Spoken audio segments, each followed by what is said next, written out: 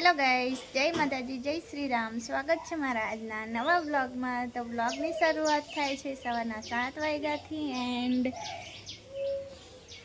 મારા ચૂલેથી। તો અત્યારે મેં ઢોકળા બફાવા મૂક્યા છે। તો આજે ટિફિનમાં મિત્તુને ઢોકળા જોઈતા હતા એટલે પછી ઢોકળા બફાય છે મારા।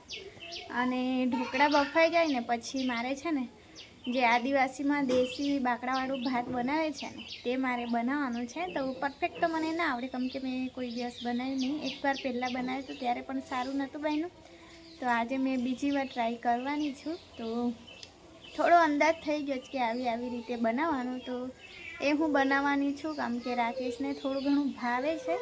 કશે ખાધું હશે એટલે મને કીધું છે એમને કે ભાવે છે તો હું ટ્રાય કરી જોઈશ। અને મમ્મી પપ્પા પણ ખાઈ લેશે। આમ તો મમ્મીને કીધું છે તો મમ્મી ચાલશે એવું કહીને ગયા છે મને। તો અત્યારે દાદીના ઘરે પૂજા કરવા ગયા છે મમ્મી। તો મારે ઢોકળા બફાઈ જાય ને પછી ચા બનાવું તો ચા પીધા વગર મને કોઈ કામ ખબર નહીં પડતી। એકવાર ચા પી લો ને પછી શાંતિથી હું કામ કરું। તો ઢોકળા બફાય એની હું રાહ જોઉં છું। તો તમે બધા વિડીયોમાં બન્યા રહેજો છેલ્લે સુધી। અને આજે વરસાદ એકદમ આવું થઈ રહ્યો હતો અને પાછો ગાયબ થઈ ગયો। તો મારા પક્ષી આવ્યા છે દેખો। તો આ બીજી વખત આવ્યા છે ખાવા માટે। તો સવારમાં અમે જાગીએ ને ત્યારે આવી જાય અને આ બીજી વખતે આવ્યા છે કે હું રસોડામાં બેઠી છું ને તો લોટ આપશે એમ કરીને। તો એમને રોટલીનો લોટ હોય કે જુવારનો એમને બહુ ભાવે છે એટલે બે આવી ગયા છે। તમને બતાવું તો પપ્પા પણ આવી ગયા છે ખેતરેથી।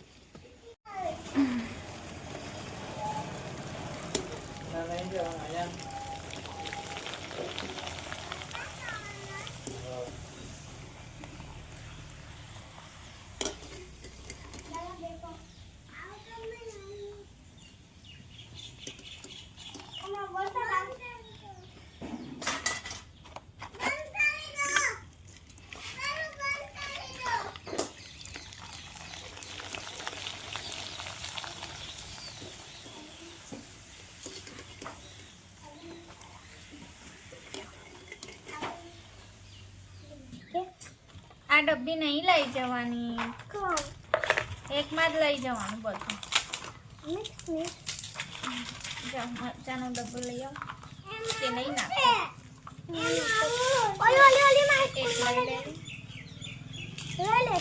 પાપડ લઈ લે, તું લઈ લે એને ડીશ આપી દે।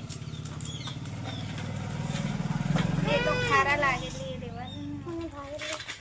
લો આટલું થઈ જશે। મેં અડધો ખાવાનું ના હા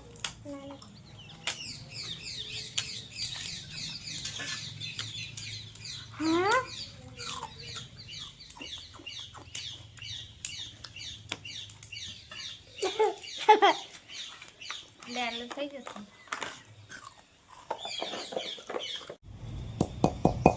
તો ગાઈસ છે ને એટલો ખતરનાક ગાજે છે વરસાદ, બીક લાગે એવું। અને અત્યારે હું બહાર જમવાનું બનાવતી હતી એટલે કે ચટણી વાટવા બેઠી છે। એટલું ખતરનાક આમ વીજળી પણ થઈ ને બીક લાગે એવું।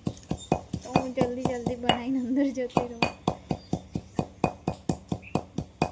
દેખો વરસાદ આવી ગયો છે, મસ્ત મજાનો વરસાદ પડે દેખો સરસ। અને આજતા કાચની વાતરી આવું ને આવું કરે ને હવે ઠંડી લાગે ને તો નાખી નહીં। જા આગળથી જા।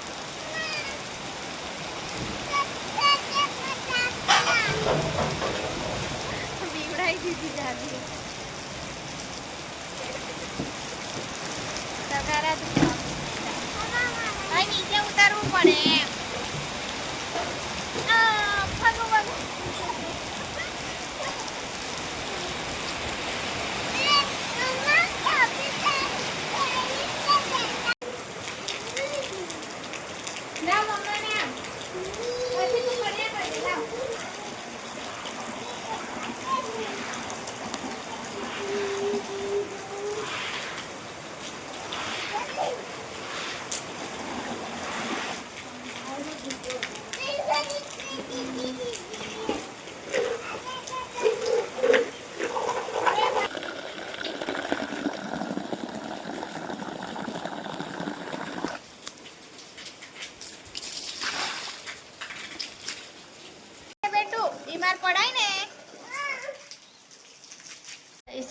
દેશી જમવાનું બાકડાવાળું ભાત અને લસણ અને મરચાંની ચટણી અને લીલા મરચાં તૈયાર.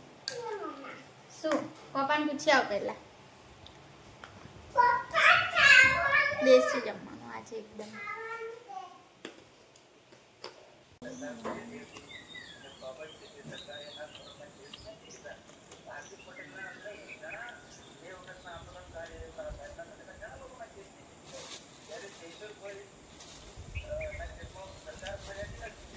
તો ચાલો, વરસાદ રહી ગયો છે. સવારનો વરસાદ પડતો તો લગભગ 10:30-11 વાગ્યાનો. તો હમણાં રહ્યો છે. હમણાં કેટલા વાગ્યા ખબર? સાંજના 5. અને દેખો કાલે મેં જે વેલો રહી હતી ને મસ્ત થઈ ગઈ છે. અહીંયા મારા એલોવેરા છે, જે કુંડું હતું ને એમાંથી કાઢી નીચે રોપ્યા છે તો પણ જીવી ગયા છે. આ છે મારી તુલસી માતા. તો એના ફૂલ કાપવાના છે, એ હું 2 દિવસ પછી કાપીશ, એટલે મસ્ત નવી નવી પાંદડીઓ આવી જાય ને પછી. તો ચાલો, રાકેશને બજાર મોકલવાના છે તો મારે જીત કરીને મોકલવું પડે.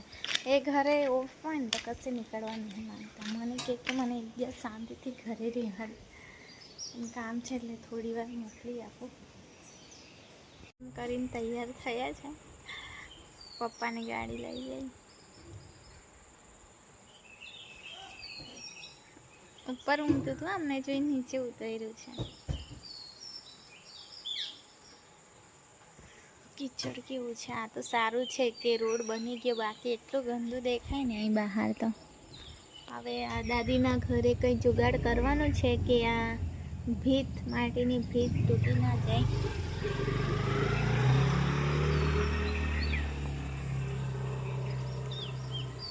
ચાલો, હવે હું મારું કામ કરવા જાઉં. કચરો વાસણ ત્યારે હું પણ જમવાનું બનાવું છું. રાતના જમવામાં છે પનીર અને મીઠી. અત્યારે પનીર કરીશું.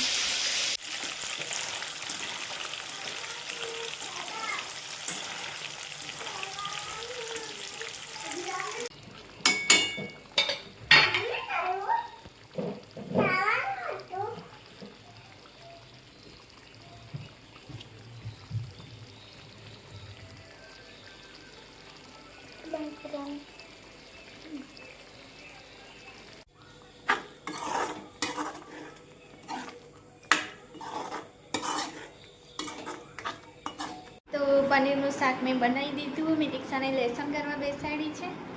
આજ તમારી ટીવી દેખે છે, તો હવે હું જાઉં શાંતિથી રોટલી બનાવવા.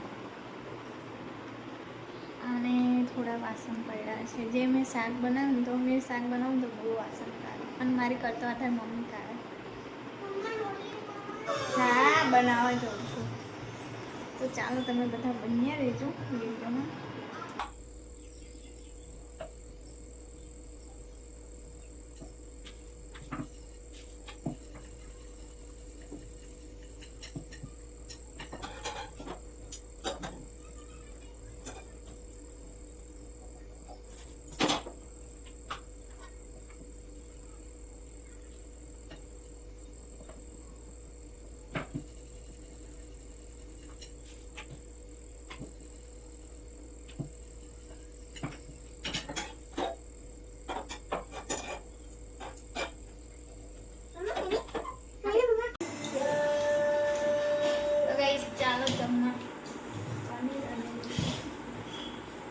ક્યાં જાય છે આમ? હે? દીદી બેસીને ખા. आप इस लैब में हमेशा आपके साथ हैं। आप सहमत हैं? ट्रेनिंग से पहले किसी को इस सेक्शन में होता है। सबसे पहले तो ये कैसे फील्ड है आपके सारे एक्शंस उसमें आगे अंतर होंगे या आप मर्जी से कोई एक्शन लें जो इन्फॉर्मेशन आपको हासिल हो आप उसे आगे पास करें। आप और आप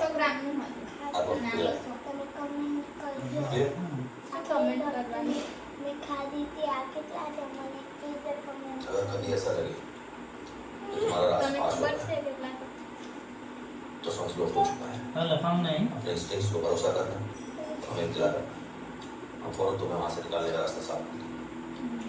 लगता है नहीं करनी है ना ये क्या है चलिए शुरू करें मुझे बर्बाद की इस बार उसके बाद તો ગાઈસ 8:30 થઈ ગયા છે અને અત્યારે જમી પણ લીધું અને કચરો વાળું છું હવે મેં તો કચરો વાળી પછી જતા રહી રૂમમાં અને ટીવીમાં ન્યૂઝ ચાલે છે વરસાદ બધે શું થાય છે તે એકવાર એક ઝલક જોઈ લેવાની ચાલો ગાઈસ 9 વાગી ગયા અમારી લડાઈ પૂરી નહીં થતી બે ટેણીઓની સવારના ઉઠે તાના લડાઈ હજી ચાલુ જ છે બંનેને આશ્રમમાં મૂકી આવવાની છે અલગ અલગ આશ્રમમાં આટલી નાની નાની વાત માટે લડાઈ દે